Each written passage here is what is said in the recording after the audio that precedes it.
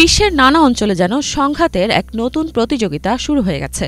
কোথাও যেন শান্তির ছোঁয়া নেই, সব জায়গায় অশান্তি বিরাজ করছে। কিছুদিন আগে থাইল্যান্ড ও কম্বোডিয়ার সীমান্তে সংঘর্ষ বাধে। তবে এই সংঘর্ষের পর উভয় দেশে শান্তি প্রতিষ্ঠার উদ্দেশ্যে মালয়েশিয়ার রাজধানী কুয়ালালামপুরে থাই ও কম্বোডিয়ান শীর্ষ কর্মকর্তাদের মধ্যে এক উচ্চ পর্যায়ের বৈঠক অনুষ্ঠিত হয়। তবে বৈঠক শেষ হলেও দুই দেশের সীমান্তে উত্তেজনা এখনও চলমান রয়েছে।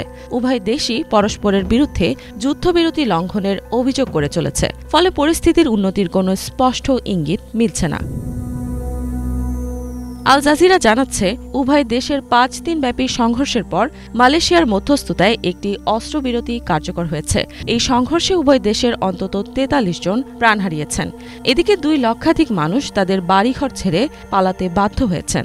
সংঘাত চলাকালে কম্বোডিয়ার গোলাবর্ষণে থাইল্যান্ডের সিসাকেত প্রদেশে 8 জন নিহত হন। পরিস্থিতি পর্যবেক্ষণের জন্য 23টি দেশের কূটনীতিক ও সামরিক প্রতিনিধিরা ওই এলাকা পরিদর্শন করেন।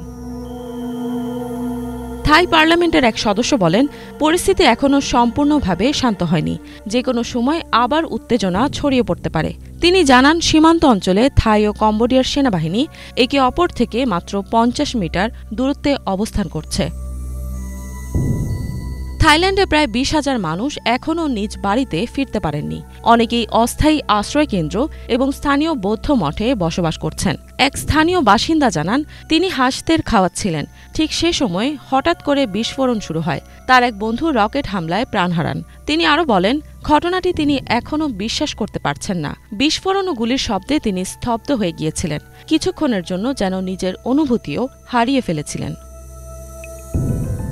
এদিকে জেলা কর্মকর্তারা জানাচ্ছেন, সেনাবাহিনী এখনও সীমান্তে অবস্থান করছে। সবাই একে অপরের দিকে সন্দেহের মনোভাব পোষণ করে রেখেছে। স্থানীয় জনগণও ভয়ভীতিতে রয়েছে। হাসপাতালের এক পরিচ্ছন্নতা কর্মী বলেন, তার বাড়ি ধ্বংস হয়ে গেছে। তার স্ত্রী, 2 সন্তান এবং শ্বশুর শাশুড়ি সহ সবাই এখন গৃহহীন।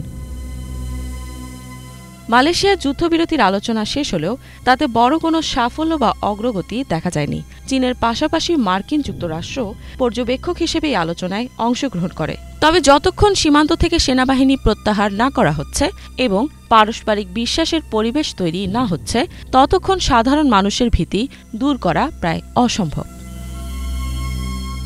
ইফাত জাহান, বাংলাভিশন।